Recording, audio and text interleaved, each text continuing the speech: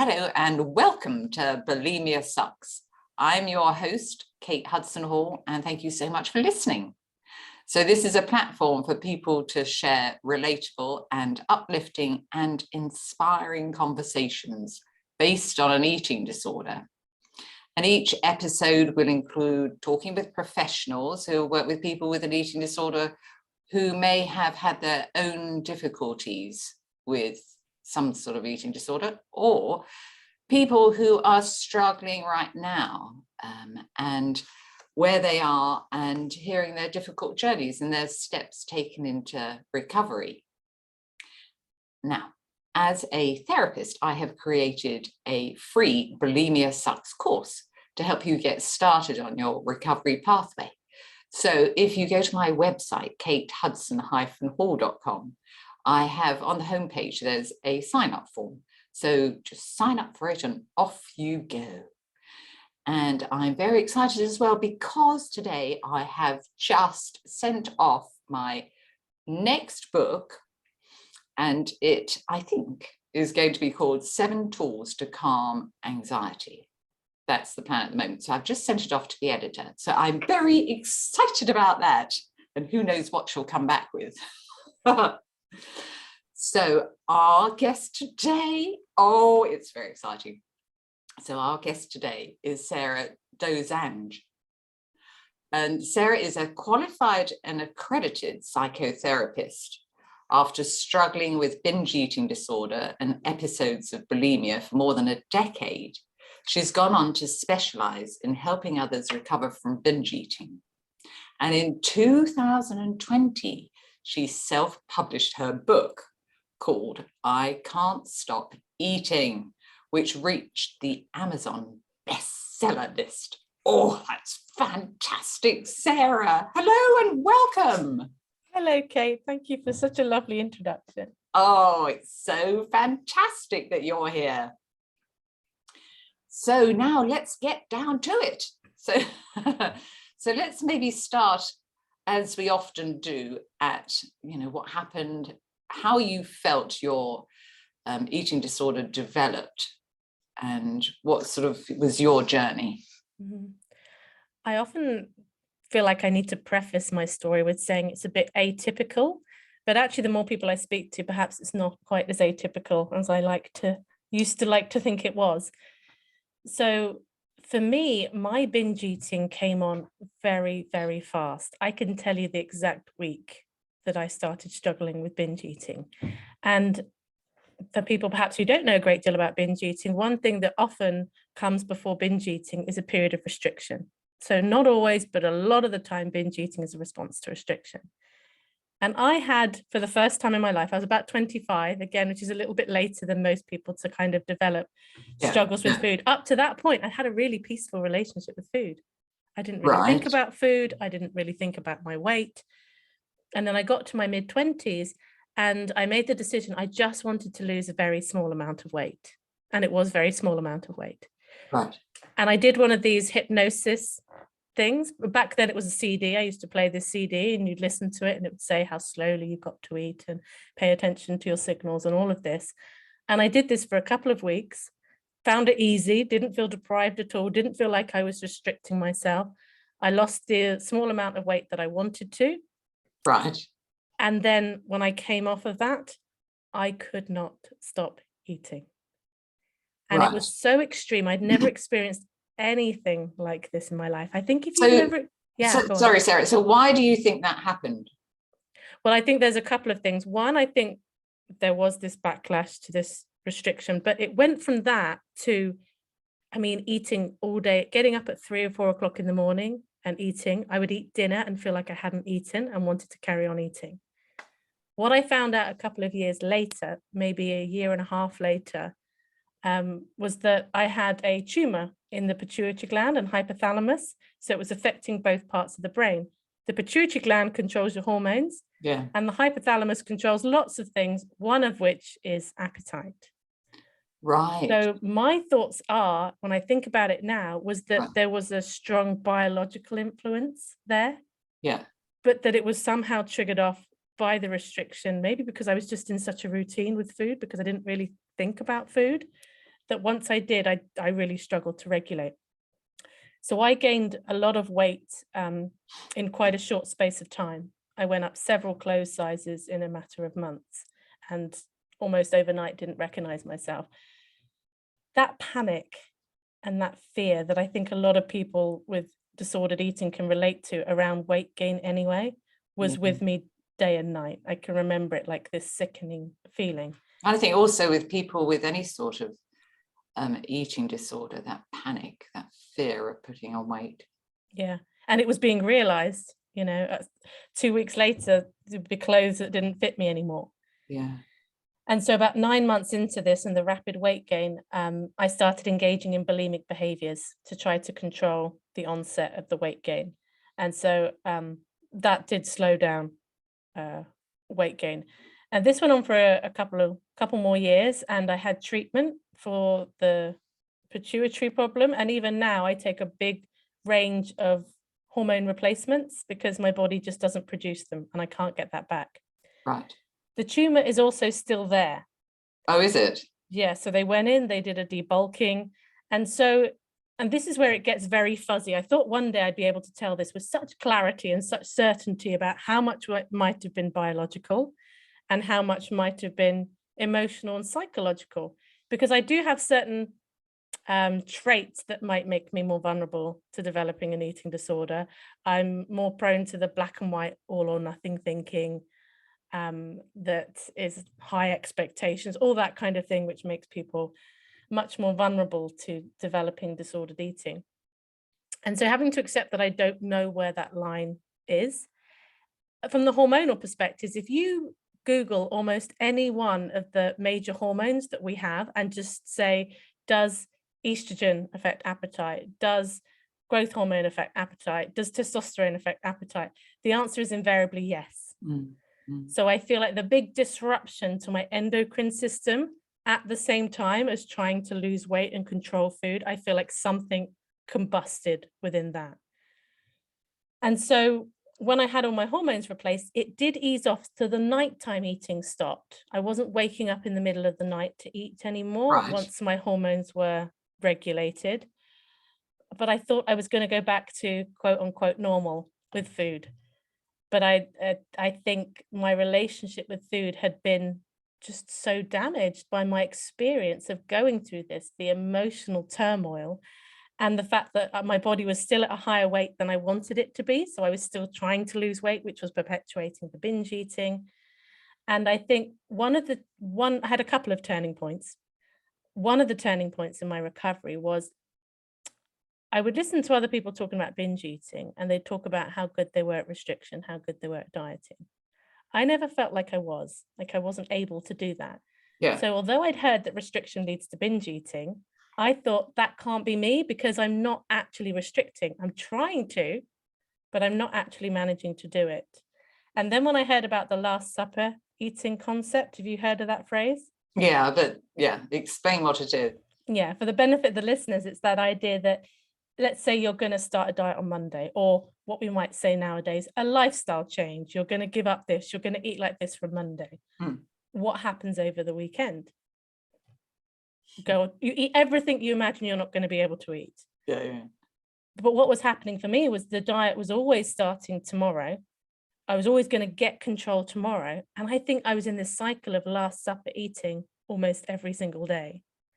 So once I realized how even the planning and anticipating restriction was having this binging backlash, that helped to really reduce the binge eating when I let go of doing that. And then the work after that was probably a couple of years of trying to work on my relationship with food, how I was still using food emotionally. I kind of quite like the way Janine Roth talks about it sometimes, about this idea that our relationship with food can be a mirror of our relationship with ourselves. As I was training to be a therapist, as you will know, and perhaps others might not, we have to go into therapy ourselves and do a lot of work there. Absolutely. So I had mandated therapy, if you like, to kind of work through some of the struggles that I had with just being able to be with myself, because I was using food as an escape. So there were so many different branches and facets to my relationship with food, and getting to a peaceful place with it again.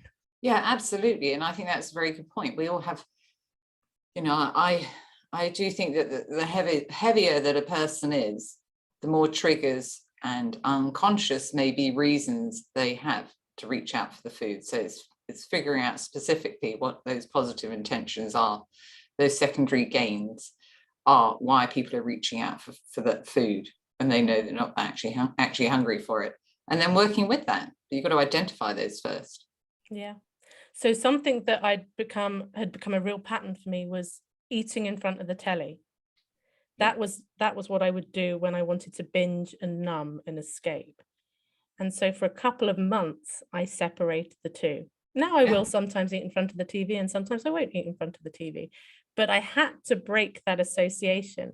So I had a couple of months where I was saying to myself, okay, I can eat any of my trigger foods. The only condition is I have to go and sit at the table. And there were times, Kate, where I would almost be dragging myself to the table, like kicking and screaming. And I'd have this agitated, itchy feeling in my body that didn't even seem rational, because I didn't want to pay attention when I was eating these foods. Yeah. So like when people say to me, oh, I just eat a lot because I love food, I will always ask, what do you do when you're eating? Are you just spending ideally time? there shouldn't be anything. You should just be focusing on the food, shouldn't you? Yeah, well, I don't, and I try never to use the word should, but that idea around, if it was so amazing, if you loved food so much, why wouldn't it be okay to at least some of the time just be with food? And there was a lovely thing I saw on social media once, always stuck in my head. They say that people that don't struggle with food don't really think about food unless they're eating it. But people with disordered eating think about food all the time unless they're eating it. Absolutely. They'll spend all morning thinking about what they're going to have for lunch, and then when they actually eat the lunch, they'll eat it so quickly that they don't really realize, some people, that they've eaten it, and then they feel guilty because they've probably overeaten, and then sends them back into that cycle. Yeah, exactly that. Yeah. So when you think back to, in the beginning, when you listened to that hypnosis recording, so how do you feel that did that have any effect specifically, do you think, at that time? I don't know, because at the time I thought I just found this holy grail. So I wasn't aware that I didn't feel deprived. I didn't feel restricted. But it was the first time I'd made a conscious decision to try to eat in an energy deficit. And there was one heck of a backlash that lasted over a decade after that. And that's what I mean by like atypical. But I do think we sometimes think that eating disorders have to be triggered by something really extreme. And sometimes they're just not. And of course, I'm always left with the confusion that I don't know how much my biology might have had a part in that as well. Yeah. There's no way of knowing for sure. Yeah. And how are you doing now with regards to the patterns of eating? Yeah, so now there's so many ways that I've learned to support myself. And I found that for me, intention setting was key. I found that, and this is another bit I think that probably made me vulnerable to struggling with food, is I've got a very rebellious part of me. So the minute I say to myself, I can't have something or I'm not allowed, it's like there's this child part of me that then wants it even more. And the example I've sometimes shared is, do you remember at the beginning of the pandemic when we couldn't get eggs because everyone was baking? Yeah. Or flat. I've always been able to take or leave eggs. And I don't think I'd had eggs for a couple of months, but when I found out I couldn't get eggs, all I wanted was an omelette. So it's not even certain types of food. So becoming very conscious, and I would just get in a fight with that part of myself. And actually, when I came to just accept and respect that it's there, then I can manage it. Yeah. So for me, when I'm trying to decide whether I want something or not, having the permission part of I always can really helps me. And then my intention around food is to feel balanced, regulated, and free. Yeah. Those are the three things that I want to foster. So if I hold them as my intentions when I make food decisions, it's not about what the decision should or shouldn't be. It's about, is my decision motivated or going to bring me closer to these three things? And that's what I've been using to drive my food decisions going forward. And when I focus on those, what I actually end up deciding tends to balance itself out. I love that. That's excellent. Mm. So you obviously work with clients with binge eating disorder. And so could you explain to us briefly how, if somebody came to see you, how you would sort of take that forward? Yeah. So one of the places, and it ties on nicely with what I was just saying there, is I often say people try to stop binge eating by trying to stop binge eating. Mm-hmm. That's the method. They just say, I'm just not going to do it. I'm just going to try not to do this behavior over and over again. They promise, they swear blind to themselves, I'm just not going to do it again. And when they keep doing it, it just erodes their self-esteem. So we're very good at knowing the things we don't want. People struggling with binge eating don't want to struggle with binge eating anymore. So one of the first places I'll start with someone is I'll say to them, what do you want your relationship with food to look like? And they'll say something like this. They'll say, well, I don't want to be binging all the time. I don't want to be thinking about food all the time. I'm feeling guilty about it all the time. And just say, okay, right, great. We know what you don't want. What do you want your relationship with food to look like? And then sometimes we get in a bit of wordplay where it'll be like, oh, well, I want it to be without. And I'm like, no, that's still what you don't want. And it's extraordinary to do this with people and watch their brains almost grind to a halt because it's not something they've asked themselves. And so quite often they're like, well, I don't know. If there's someone who doesn't have a memory of what a healthy relationship with food looks like, I think I was at an advantage because I did have that memory as an adult, knowing what a healthy relationship with food looked like and felt like. But if someone doesn't know that, we need to create some kind of template. Yes. Intuitive eating is one template. It's somewhere we can start. I'm not a purist when it comes to intuitive eating, but I think it does offer a framework of what could be possible. And I'll say to people, let's take what works and discard what doesn't feel so relevant to you. Absolutely, because we're all different. Exactly. And also intuitive eating just becomes another thing for a lot of people to be on the wagon or off the wagon about. I'm either doing intuitive eating or I'm not, as opposed to developing what it is they want. So I encourage people as well to find their 3 words. So as I shared with you, mine's balanced, regulated, and free. And getting people to find what are their 3 words that they want to embody their relationship with food. Now we know what we're trying to create.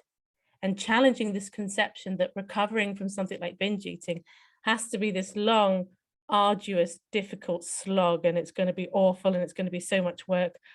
I don't think it's true. And if you believe that's true, that's what you're going to make it. I think the recovery is a creative process rather than I'm going to lose something, because that's the fear. I'm going to lose food. I'm going to lose binging, and binging's performing dysfunction. It's like, what is it you need to create instead that's incompatible with binge eating, as opposed to focusing on stopping this behavior over here? Okay, that's great. So what else would you, how else would you take that forward? So I'm a big fan of groups. So most of the work I do now is group work. So you're doing it all online, or? Yes, all online. So I run 4 therapy groups a week. I do a support group every month. I do a workshop every month, and I do a live event for podcast listeners every month. And what I see when people come together, because a lot of the time, one of the biggest misconceptions about people struggling with binge eating is that people struggling with binge eating somehow don't know how to eat. And that this is about a lack of education or something like that. A lot of the time, by the time people come to me, they've watched all my videos, they've read my book, they've read books like yours, they've listened to voices out there, and they know all this stuff, yet they can't seem to actually do it and apply it. And I think that the biggest block to change is shame. That self-trust that's just been eroded over and over again. Other people can do it, I can't. So I think when you bring people together in a group, I think the connection element of being with other people who are going through something similar, as people feel so isolated and so ashamed, and it feels like they're the only ones struggling with this. Absolutely, yeah. That when they hear other people who seem to be quote unquote normal as well, talking about this stuff, you just see their shoulder, like their whole body language changes. And I get it, the feedback over and over again, just that relief of being somewhere where they can speak and be understood. I think that helps to chip away at the shame. And also I'm a big fan of compassion work. as well. And isn't it easier, Kate, to have compassion for someone else than it is for ourselves? Absolutely. Absolutely. And that's what groups do. When you hear somebody else talking about the same problem that you're struggling with and someone else is talking about it, it's easy to feel compassion for them. So the group starts to act as a bit of a mirror. It's not immediate for one another. And we see it in so many other areas in the world where people are struggling with a problem and they come together, they connect with others to hold each other up and offer that support. And sometimes an appropriate level of accountability. And by accountability, I just mean that if someone's coming to a therapy group every week, sometimes people will arrive and they'll say the whole week's gone by and I haven't stopped to check in with myself. Yeah. And this one time a week for like an hour and a half, they get to actually check in with what's going on for them. So there is a commitment, does offer a certain level of accountability on this journey as well. And what else does the compassion involve?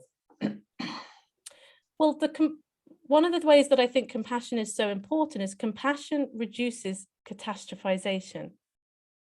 Those catastrophizing thoughts that most people who struggle with binge eating will have after a binge, where they feel awful, they feel disgusted, they feel disappointed with themselves.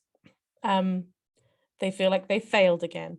And when their emotions come up from that and the shame and all of that's there, what then happens is when we feel guilt and we feel like we've done something wrong, we try to make up for it.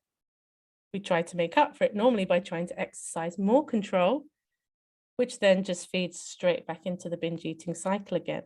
So what compassion does is compassion is not saying to yourself after a binge, it's okay. It's okay. I know you binge, but it's okay, because it doesn't feel okay. So it's not about platitudes. I'll talk about compassion as just, instead of like being awful to yourself, compassion might look like, I've just binged again and I'm feeling really disappointed about that. And I'm still trying to figure this stuff out and I'm feeling lost. Like that is a much more kinder way to talk to yourself. But people hear self-kindness, they hear self-compassion, and they think it's letting themselves off the hook. They think it's just saying nice things to yourself that just don't even feel true in the moment. And it's not, it's just trying to reduce it down a bit so that you can cool down your emotional jets. If you can cool your emotional jets, your perspective becomes clearer and it's easier to see what the next step might be to look after yourself and reduce the chances of another binge. Yeah, amazing, amazing. So what would be some key powerful suggestions that you would say to somebody that's thinking about taking that step to actually making that decision that they want to change? What I tend to find with people struggling with binge eating is that they've already made that decision. Like from the minute I started binge eating, I was trying to change. It was never a case of, oh, this doesn't matter and I'm not going to try anymore. So I think that people are struggling and trying to change this stuff like almost all the time. So I don't know that the decision is so much about change. I think one of the biggest challenges for someone struggling with binge eating is to put the pursuit of weight loss on the back burner. Right. At least for now, for most people. Could they do that? Well, I think first of all, it's asking the question, what happens to my eating when I'm focused on losing weight? Right.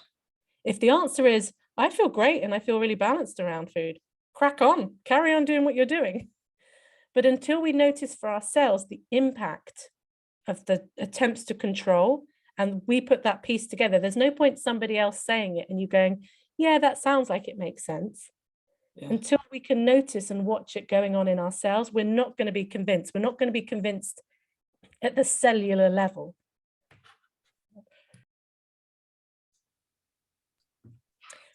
I've lost my train of thought now. So what would they have to do to get to that point? Yeah, I think so. One, it's recognizing that it's self-defeating and that in the pursuit of trying to lose weight, they're having the opposite effect. Yes. Once we realize that. And then I think it's a case of, because you'll see a lot of people in the anti-diet world who will say, let go of weight loss, you can never lose weight again. You just have to give up on the idea forever. That's a really big ask of somebody who's been trying to lose weight potentially for decades. Yeah. Yeah. And so I think of it as, rather than trying to get yourself not to want the thing you've wanted for so long, I think the question is more, how do I manage this desire to lose weight so that it doesn't derail me? So sometimes I'll just get people to make a day-by-day choice. Am I going to focus on weight loss today or not? And making that a really conscious decision each day, knowing that they're allowed to change their mind at any point. People panic at the thought of anything forever, but we don't know what's going to happen in 5 years, 10 years, where you'll be. I think it probably is the case for some people that every time they try and go back to weight loss, their binge eating might return. But that may not be the case for everyone. And it's almost like, can you let future you figure that out? The question is now, where do you need to put your focus on in order to find balance with food? Yeah, yeah. Amazing. Such great tips and ideas and thoughts behind binge eating disorder. Now, Sarah, your book, I Can't Stop Eating. Tell us all about it.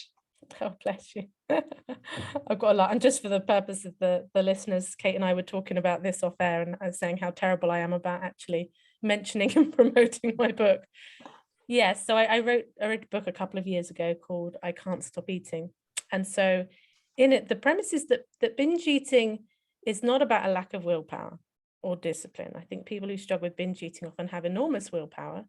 The challenge is that their will is conflicted. So binge eating is often a conflict. Like, there's part of you that wants to do it and there's part of you that doesn't want to do it. And so in the book, I talk to that conflict. And the problem is, every time you try to fix the conflict, one side wins, but then the other side loses. You manage to diet, but the part that wants to binge has lost. And then you binge and the part that wants to lose weight and restrict has lost. And it's actually about, how do we tolerate that conflict? Because to some degree, we cannot resolve it once and for all. We're kind of living in that conflict when this is something you're struggling with and trying to heal from. So it's very much about making friends with the present moment as well. So there's a technique in there that I describe where you can go through these few steps, and it just allows you to ground yourself in the moment and accept the moment. Because if you're willing to accept just this moment, not talking about 5 minutes time, 10 minutes time, if you're willing to really accept where you are in this moment, that compulsive urge to escape dissipates.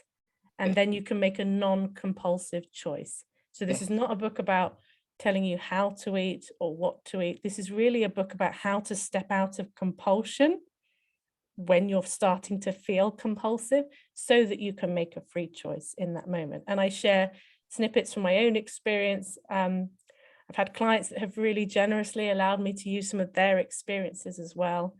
And yes, I hope it seems to have been helpful. And I think that's so important, because there is only one moment in the here and now. Yeah, just one long now. We are never, hardly ever, in the present moment. We're either off in the past or thinking about something in the future, but we're never in the present moment. Yeah. So my thoughts around that are very influenced by like Eckhart Tolle's work, that kind of thing. Yes. So there's a sort of underpinning philosophy of that throughout the book too. Okay. Excellent. And how can people find that? So you can find it on Amazon. If you just type in I Can't Stop Eating into Amazon, it will come up there and you can order it there. But I have actually, because I really believe in this book, I have read it out on my YouTube channel as an audiobook for free. Oh, so wow. To just go and listen to me reading it. It's because it was during the pandemic and I couldn't go into the studio to record it for Audible.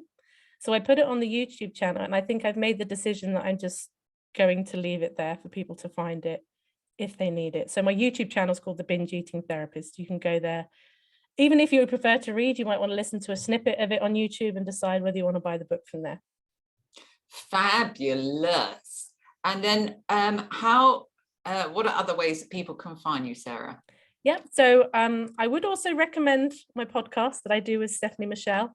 It's called Life After Diets. You can find that on any podcast platform. Great. I'm the Binge Eating Therapist on Instagram and YouTube, and my website is thebingeeatingtherapist.com. Oh, I love that. That's amazing, Sarah. Thank you so much. Thank you, Kate. Thanks for having me. Yeah, this has been really practical, helpful, valuable information that you provided here. So, a huge thank you to you.